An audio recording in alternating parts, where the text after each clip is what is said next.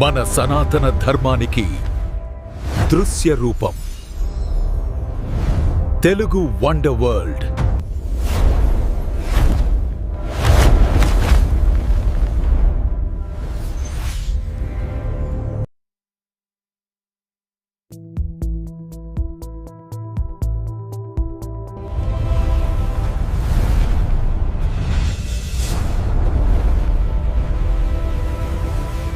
పూర్వం దేవలోకంలో సకల దేవతలు కలిసి లోక కళ్యాణం కోసం ఒక మహా అద్భుతమైన సత్రయాగాన్ని నిర్వహిస్తున్నారు. ఆ యాగదీక్షలో ఉన్న దేవతల ఏకాగ్రతను పరీక్షించడాన్నట్లు అపురూప సౌందర్య రాశి ఊర్వశి అక్కడికి వచ్చింది.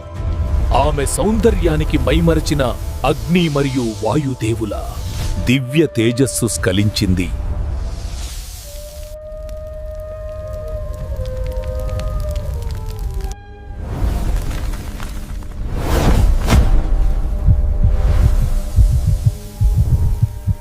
ఆ అద్భుతమైన శక్తి వృధా కాకుండా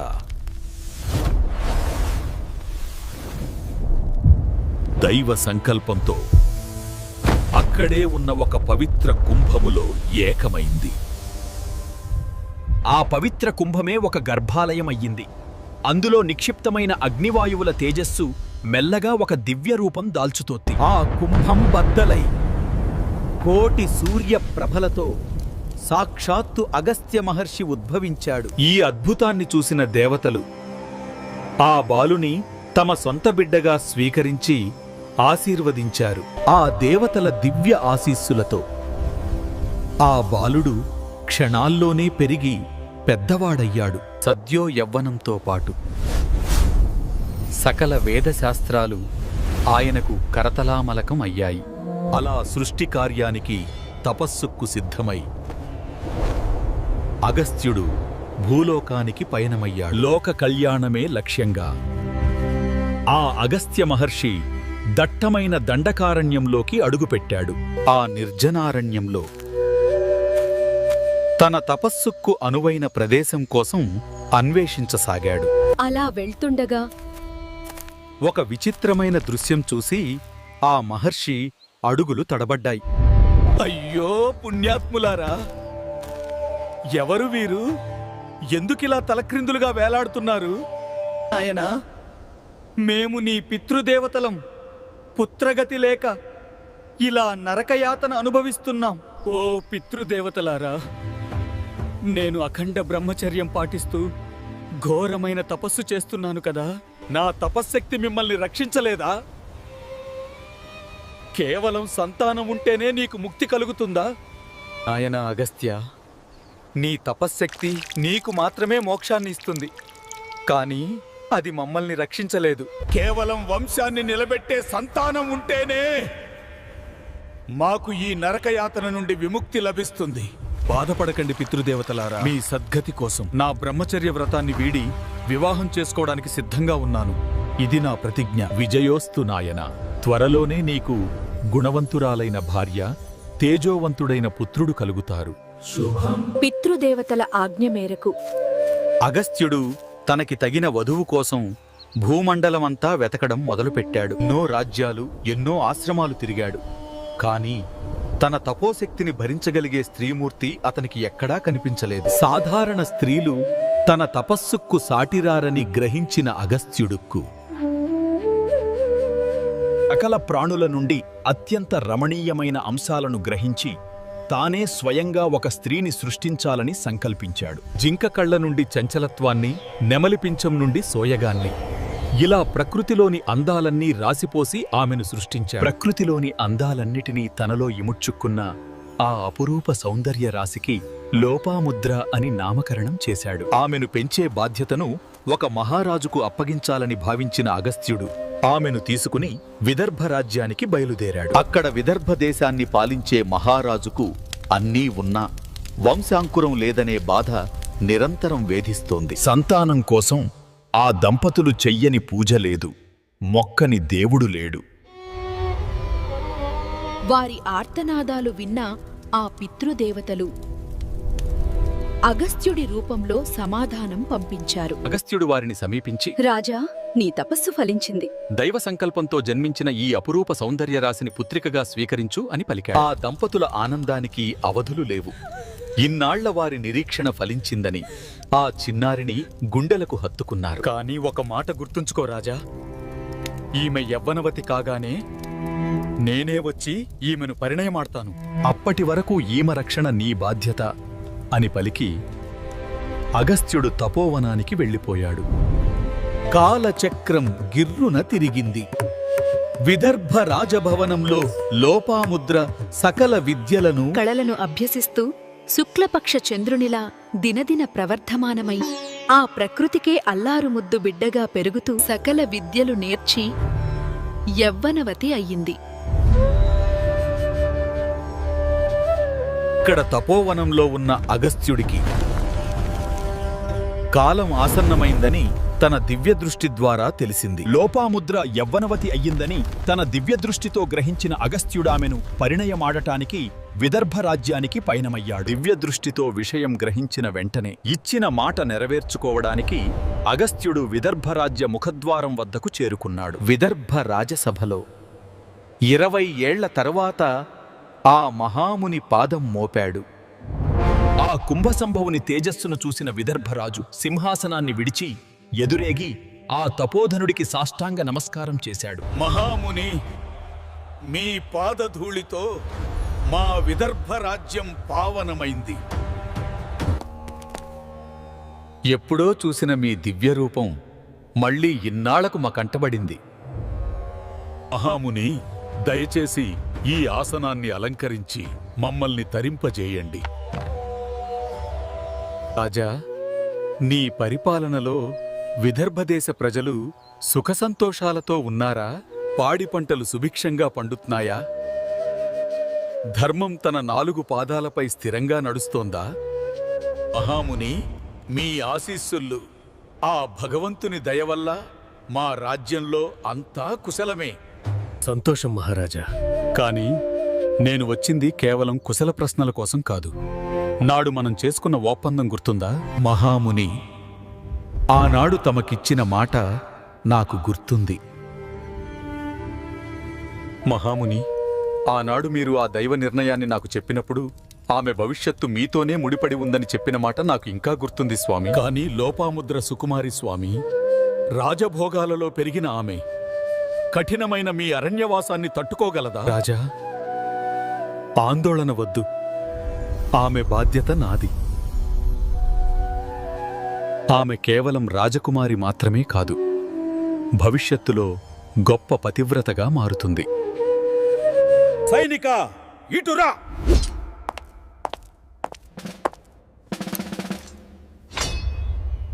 వెళ్ళి అంతఃపురం నుండి యువరాణి లోపాముద్రను సగౌరవంగా సభకు తోడ్కొని రండి. దర్భ నుండి ఉద్భవించిన దివ్య తేజం, రాజభోగాలలో పెరిగిన సౌందర్య రాశి విదర్భ యువరాణి, లోపాముద్ర సౌందర్యానికే అసూయ పుట్టించే రూపం, సకల సద్గుణాల రాశి, వినయానికి మారుపేరు విదర్భ యువరాణి. మహాముని, ఇదిగో నా కుమార్తె లోపాముద్ర. నాడు మీరు ప్రసాదించిన భిక్ష. మీ ఆజ్ఞ ప్రకారమే ఇన్నాళ్లు కంటికి రెప్పలా పెంచాను. సంతోషం మహారాజా. ఇక ఆలస్యం ఎందుకు? ఇచ్చిన మాట ప్రకారం లోపాముద్రను నాకు ఇచ్చి వివాహం జరిపించు. దైవం విధించిన ఈ పరీక్ష రాజు హృదయాన్ని చీల్చింది. పువ్వుల పాన్పులపై పెరిగిన తన సుకుమారిని కఠిన తపస్వి అగస్త్య మహర్షికి అప్పగించాల్సిన క్షణం అతడిని నిలువరించింది. అడవి జీవిత కష్టాలను ఆ చిట్టి తల్లి తట్టుకోగలదా అన్న సందేహం రాజును వెంటాడించింది. ఇది కన్యాదానమా లేక విధి విధించిన కఠోర శిక్ష అన్న సందిగ్ధంలో రాజు నిలిచిపోయాడు. నా భవిష్యత్తు గురించి మీరెందుకింతలా మదనపడుతున్నారు? అగస్త్యుల వారు సామాన్యులు కారు. వారి కోపానికి గురైతే ఈ రాజ్యమే భస్మమైపోతుంది. నా కోసం మీరు ఆ ప్రమాదం తెచ్చుకోవద్దు. సరే స్వామి, మీ ఆజ్ఞ శిరసావహిస్తున్నాను. లోపాముద్రను మీకిచ్చి వివాహం జరిపిస్తాను. ఆ సుముహూర్తాన దేవతల ఆశీర్వాదాల నడుమ అగ్ని సాక్షిగా అగస్త్య మహాముని లోపాముద్ర మెడలో మాంగళ్య ధారణ చేశారు. శివపార్వతుల కళ్యాణం లాంటి ఈ అపురూప వేడుకను చూసి ముల్లోకాలు మురిసిపోయాయి. నువ్విప్పుడు ఋషిపత్నివి. నా ఆశ్రమంలో ఈ పట్టుచీరలకు బంగారు ఆభరణాలకు స్థానం లేదు. నాతో అడవికి రావాలంటే ఇవన్నీ త్యజించి ఈ నారచీరలు ధరించాలి. మీ సహచర్యం దొరికితే ఈ ఆభరణాలు పట్టుచీరలు నాకెందుకు స్వామి? మీ ఇష్టమే నా భాగ్యం. అలా ఆ రాజకుమారి సకల రాజభోగాలను త్యజించి నారచీరలు ధరించి అగస్త్యుని నీడలా అరణ్యబాట పట్టింది. ఆ అడవి దారిలో కాళ్లకు కనీసం పాదరక్షలు కూడా లేవు. అయినా ఆ రాజకుమారి అగస్త్యుని అడుగులో అడుగు వేస్తూ తన పతివ్రతా ధర్మాన్ని నిరూపించుకుంటూ ముందుకు సాగింది. ఎట్టకేలకు ఆ కఠినారణ్య ప్రయాణం ముగిసింది. వారి తపోభూమి అయిన పర్ణశాల ప్రశాంతతకు ప్రతిరూపంలా వారికి స్వాగతం పలికింది. లోపాముద్రను వివాహం చేసుకుని ఆశ్రమంలోకి అడుగుపెట్టిన అగస్త్యునికి గృహస్థాశ్రమం నడవాలంటే కేవలం తపస్సు మాత్రమే కాదు, ధనం కూడా అవసరమని అర్థమైంది. దేవి, ఈ గృహస్థాశ్రమానికి ధనం అవసరం. కానీ నా తపోశక్తిని ధనం కోసం నేను వాడుకోలేను. నేనిప్పుడు శృతర్వుడు అనే మహారాజును యాచించి మనకు కావలసిన ధనం తీసుకువస్తాను.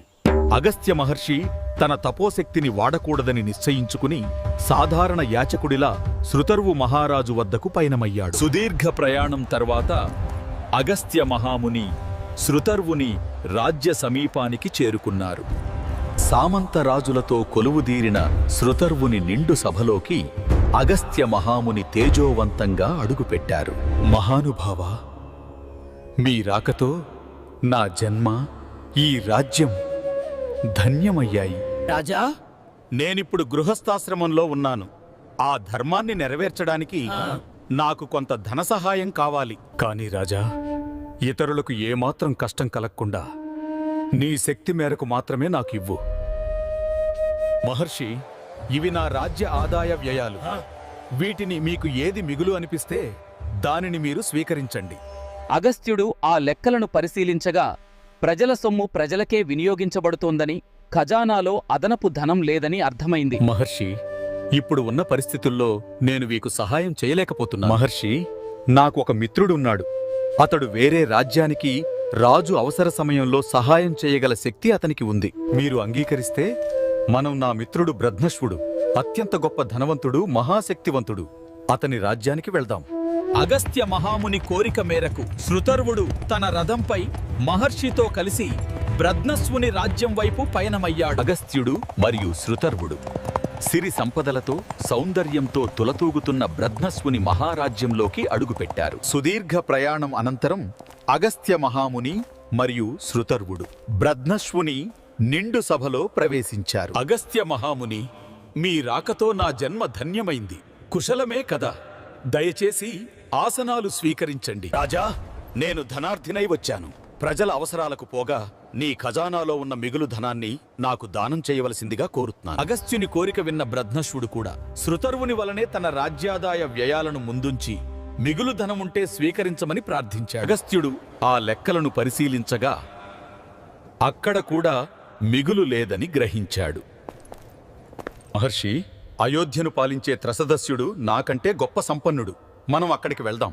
అక్కడ మీ కార్యానికి తగిన ధనం లభించవచ్చు. అగస్త్యుని వెంట ఆ ఇద్దరు రాజులు కూడా చేరగా వారు ముగ్గురూ కలిసి అయోధ్య చక్రవర్తి త్రసదస్యుని కోట వైపు పయనమయ్యారు. అగస్త్యుడు, శృతర్వుడు మరియు బ్రధ్నశ్వుడు సూర్యవంశపు చక్రవర్తి త్రసదస్యుని ఆస్థానంలోకి ప్రవేశించారు. సూర్యవంశపు టీవీ ఉట్టిపడే ఆ అయోధ్య రాజసభలో ముగ్గురూ కలిసి చక్రవర్తి త్రసదస్యుని సింహాసనం వైపు అడుగులు వేశారు.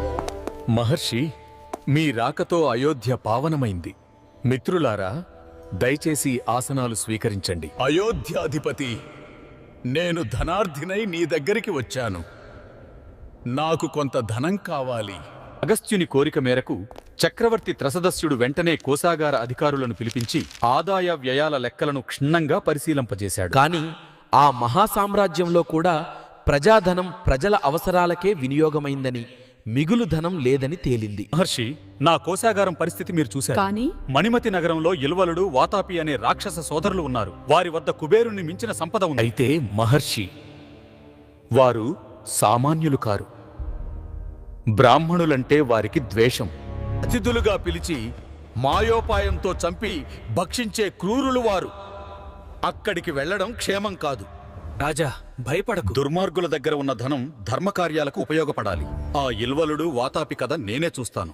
మనం మణిమతికి వెళ్దాం. లోక కంటకులైన ఇల్వలుడు వాతాపిలను అంతమొందించడానికి అగస్త్యుడు ఆ ముగ్గురు రాజులతో కలిసి మణిమతి నగరానికి పయనమయ్యాడు. అధర్మంతో కూడబెట్టిన అపార సంపదతో ఇల్వలుడు వాతాపి నిర్మించుకున్న మాయానగరం మణిమతి వారి కంటపడింది. ఆయలమారి రాక్షసుల ఉచ్చులో పడుతున్నామని తెలిసిన లోక కళ్యాణం కోసం అగస్త్యుని వెన్నంటి ఆ రాజులు మణిమతి కోటలో అడుగుపెట్టారు. వాతాపి చూడు, 4 రుచికరమైన ముద్దలు మన ఉచ్చులోకి తామే నడుచుకుంటూ వస్తున్నాయి.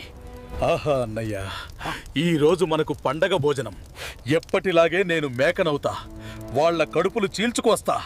ఒరేయ్ తమ్ముడు, నువ్వు మేకలా మారిపో, నేను అన్నిటినీ సిద్ధం చేస్తాను.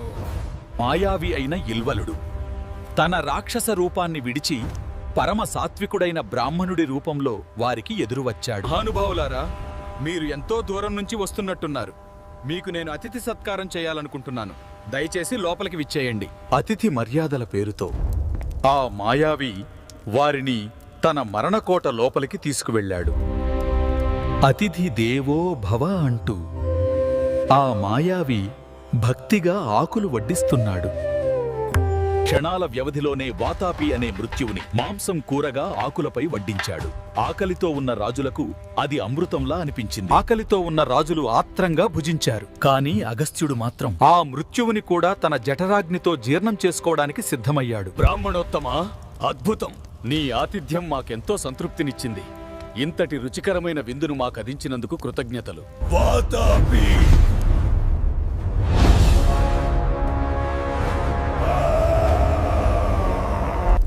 వాతాపి, బయటికి రా. ఓరి మూర్ఖుడా, జీర్ణం జీర్ణం వాతాపి జీర్ణం. వాతాపి, వాతాపి, వాతాపి! ఇల్వలుడు 3 సార్లు గట్టిగా వాతాపి బయటికి రా అని అరిచినా కూడా అతను బయటికి రాకపోయేసరికి ఆ రాక్షసుడు తీవ్రమైన అయోమయంలో పడ్డాడు. ఓరి మూర్ఖుడా, వాతాపి ఇక బయటికి రాలేడు. వాడు నా జఠరాగ్నిలో ఎప్పుడో జీర్ణమైపోయాడు. జీర్ణం జీర్ణం వాతాపి జీర్ణం. అగస్త్య!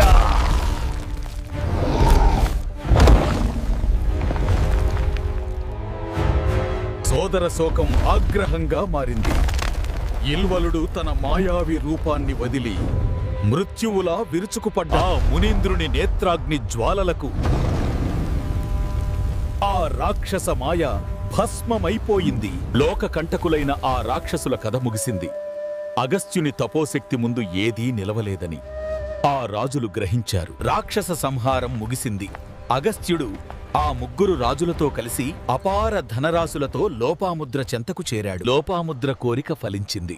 గృహస్థ ధర్మాన్ని పాటిస్తూనే అగస్త్యుడు తపోశక్తితో లోక కళ్యాణం కూడా చేశాడు. సంపదతో ఆ ఆశ్రమం కళకళలాడింది. ధర్మం తప్పని ఆ దంపతుల జీవనం ఇంద్రభోగాన్ని తలపించింది. లోపాముద్ర కోరిక ఫలించింది. వారి దాంపత్యానికి గుర్తుగా ఒక దివ్యమైన బాలుడు జన్మించాడు. అతడే దృఢస్యుడు. తండ్రికి తగ్గ తనయుడు. చిన్ననాటి నుండే యజ్ఞాల కోసం సమిదలు మోస్తూ ఇద్మవాహుడుగా పేరుగాంచాడు.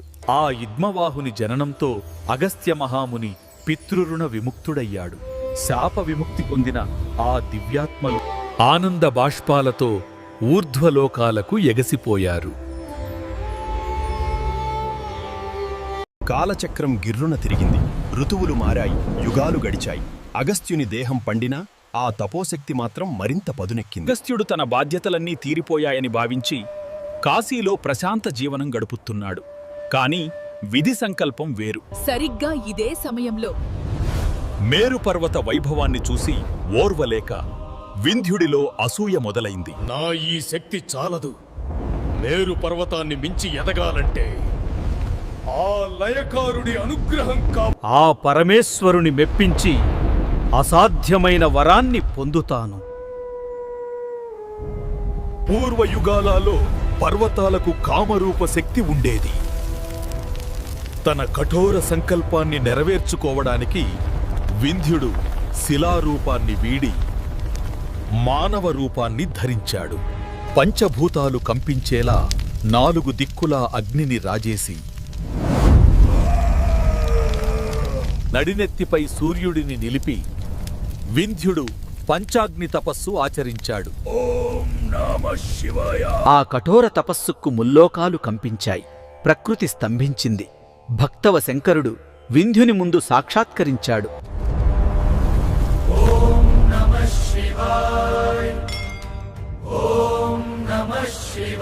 ఓం నమః శివాయ కైలాసవాస మహాదేవ. నా తపస్సు ఫలించింది. నీ దర్శన భాగ్యం కలిగింది స్వామి. వింధ్య, నీ కఠోర తపస్సుకు మెచ్చాను. నీ సంకల్పం గొప్పది. నీకు ఏమి కావాలో కోరుకో. స్వామి, ఆ మేరు పర్వతం కన్నా ఎత్తుగా ఎదగాలి.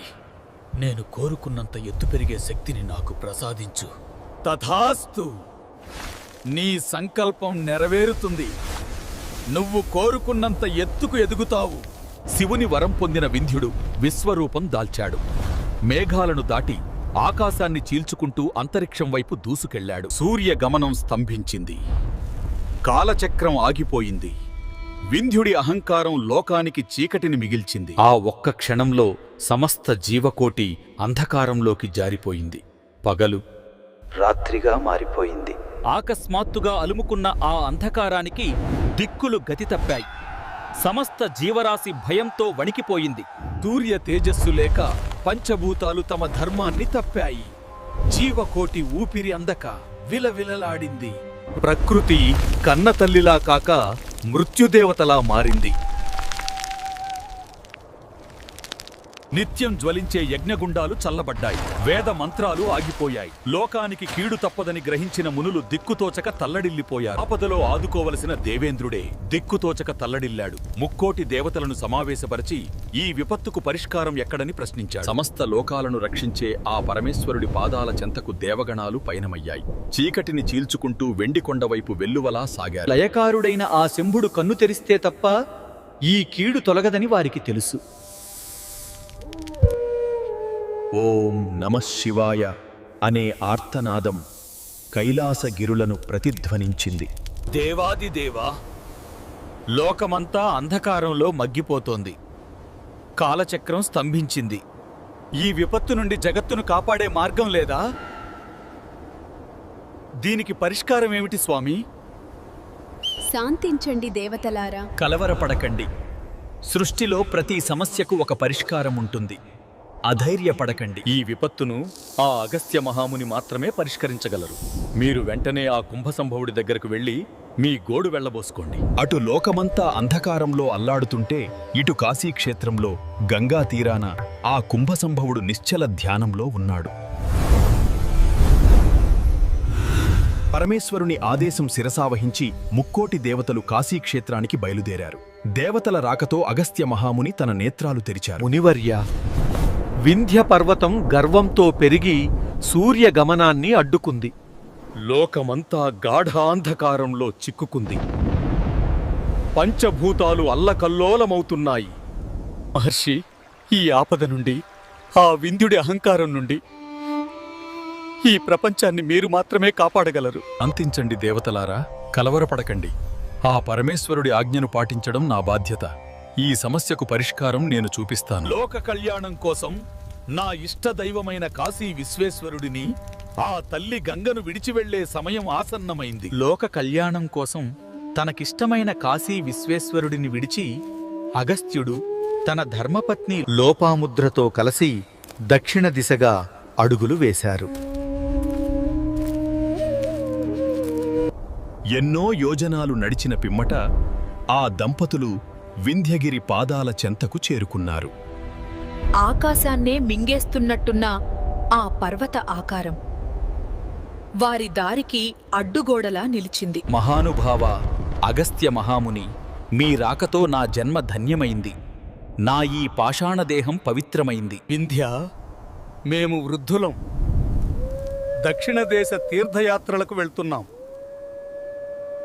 ఆకాశాన్ని తాకే నీ శిఖరాన్ని మేము అధిరోహించలేము. దయచేసి మా కోసం నీ ఎత్తును తగ్గించుకో. మీ ఆజ్ఞ శిరసావహిస్తున్నాను స్వామి. నా అహంకారాన్ని మీ పాదాల చెంత వదిలేస్తున్నాను. ధన్యుడవు వింధ్య. అయితే నేను మళ్ళీ ఉత్తరానికి తిరిగొచ్చేంత వరకు నువ్వు ఇలాగే ఇదే ఎత్తులో ఉండిపోవాలి. ఇది నా ఆజ్ఞ. మాట ఇచ్చిన ఆ పర్వతం గురువు రాక కోసం తలవంచే ఉండిపోయింది. కాని లోకరక్షణ కోసం అగస్త్యుడు దక్షిణ దేశంలోనే ఉండిపోయారు. అలా వింధ్యుడి అహంకారాన్ని శాశ్వతంగా అణిచివేసి ఈ సమస్త లోకాన్ని అంధకారం నుండి విముక్తి చేశారు. ఆ మహర్షి పాదస్పర్శతో ఎండిన దండకారణ్యం పులకించింది. అగస్త్యుడి రాకతో దక్షిణ దేశం సస్యశ్యామలమై పవిత్ర పుణ్యభూమిగా మారింది. ఆ పవిత్ర నైమిశారణ్య వాతావరణంలో అగస్త్యుడు తపస్సులో నిమగ్నమవ్వగా లోపాముద్ర ఆశ్రమ సేవలో తరిస్తోంది. ఆ పవిత్ర నైమిశారణ్యంలో లోపాముద్ర సేవలో తరిస్తుంటే అగస్త్యుడు గాఢమైన తపస్సులో నిమగ్నమయ్యాడు. కాని ఆ ప్రశాంతత ఎంతోసేపు నిలవలేదు. ఈ వైపరీత్యానికి కారకులు ఎవరో కాదు, వృత్రాసురుడి మరణం తరువాత మిగిలిన అతడి క్రూర సైన్యమైన కాలకేయులు. పగలు సముద్రంలో దాక్కుంటూ రాత్రివేళ మృత్యువులా విరుచుకుపడతారు. ఋషుల యజ్ఞాలను ధ్వంసం చేసి దొరికిన వారిని దొరికినట్లు చంపితింటూ మళ్లీ నీటిలో మాయమవుతారు. రాక్షసుల ఆకృత్యాలను కళ్ళారా చూస్తున్న దేవతలు వారిని ఏ విధంగా సంహరించాలో తెలియక సతమతమవుతున్నారు. సముద్రం అనంతమైనది. అందులో కోటానుకోట్ల జీవరాశులు ఉన్నాయి. రాక్షసుల కోసం సముద్రాన్ని ఇంకింపజేయడం ధర్మం కాదు. ఈ ధర్మ సంకటంలో ఏం చెయ్యాలో పాలుపోక దిక్కుతోచని ఆ దేవతలు చివరికి జగద్రక్షకుడైన శ్రీహరిని శరణు వేడాలని నిర్ణయించుకున్నారు. ఆర్తనాదాలు వినే ఆపద్బాంధవుడు పిలవగానే పలికే ఆ శ్రీమన్నారాయణుడు కోటి సూర్యకాంతులతో దేవతలకు సాక్షాత్కరించాడు. దేవతలారా, ఆ సముద్రాన్ని ఆయుధంతో జయించలేము. మీరందరూ దక్షిణాన ఉన్న అగస్త్య మహామునిని శరణు వేడండి. ఆ జలరాశిని అణిచే శక్తి ఆ కుంభసంభవుడికి మాత్రమే ఉంది. ఆ ఆదేశాన్ని శిరసావహించి దేవతలందరూ ఆశలన్నీ అగస్త్యుడిపైనే ఉంచి వాయువేగంతో భూలోకానికి పయనమయ్యారు. అక్కడ నైమిసారణ్యంలో అగస్త్యుడు ఘోర తపస్సులో ఉండగా ఆశలన్నీ మూటగట్టుకుని దేవతలందరూ ఆయన ఆశ్రమంలో ప్రత్యక్షమయ్యారు. రండి దేవతలారా, స్వాగతం. మీ ముఖాల్లో ఆందోళన చూస్తుంటే ఏదో ముంచుకొస్తున్న ప్రళయం నన్ను వెతుక్కుంటూ వచ్చినట్లుంది. మహాత్మ కాలకేయులు పగలు సముద్ర గర్భంలో దాక్కున్నారు. మా ఆయుధాలు ఆ నీటిని ఛేదించలేకపోతున్నాయి. రాత్రివేళ బయటకు వచ్చి విధ్వంసం సృష్టించి లోకాన్ని అల్లకల్లోలం చేస్తున్నారు. సముద్రంలోని జీవరాశులని కాపాడాలన్నా ఆ నీటిని ఆవిరి చెయ్యాలన్నా అది మీ జఠరాగ్నికే సాధ్యమని సాక్షాత్తు శ్రీ మహావిష్ణువే సెలవిచ్చారు. దయచేసి లోకాన్ని కాపాడండి మహాత్మా. శ్రీమన్నారాయణుడి ఆజ్ఞ శిరోధార్యం. లోక కళ్యాణం కోసం ఆ మహాసముద్రాన్ని ఈ అగస్త్యుడు ఆచమానం చేస్తాడు. అది సాధారణ సముద్రం కాదు, రాక్షస మాయతో ఉప్పొంగుతున్న మృత్యుకూపం. ఆ మహాసముద్రాన్ని మింగాలంటే సామాన్య మానవ శరీరం సరిపోదు. అందుకే అగస్త్యుడు ఆకాశమంత ఎత్తుకు ఎదిగి విశ్వరూపాన్ని దాల్చాడు. శివుడు గంగను బంధించినట్లు ఆ అగస్త్యుడు సప్త సముద్రాలను తన దోసిలిలోకి ఆవాహన చేసి తన జఠరాగ్నిని మేల్కొలిపి ఆ మహాసముద్రాన్ని దోసిలిలోకి తీసుకుని ఆచమానం చేస్తుంటే ఆ జలరాశి మొత్తం ఇంకిపోవడం మొదలైంది. నీరు ఆవిరైపోయింది. సముద్ర గర్భం బయటపడింది. ఇన్నాళ్లు నీటిని అడ్డం పెట్టుకున్న ఆ కాలకేయ మూకలు ఇప్పుడు దిక్కుతోచని స్థితిలో ఎండన పడ్డాయి. ఇదే అదను. దాక్కోవడానికి చోటు లేని ఆ పిరికి పందల మీద విరుచుకుపడండి. ఒక్క రాక్షసుడు కూడా మిగలకూడదు.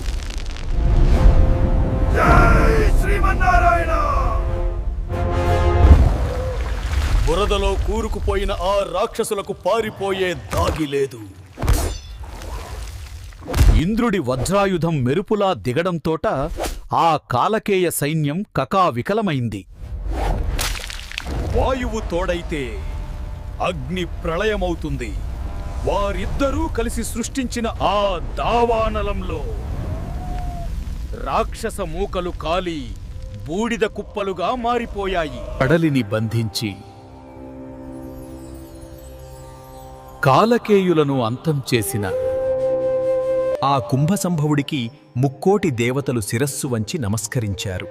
అగస్త్య మహర్షి నామం ముల్లోకాలలో మారుమోగింది. ఇది సప్తర్షులలో మకరైన ఆ అగస్త్య మహాముని యొక్క దివ్య చరిత్ర.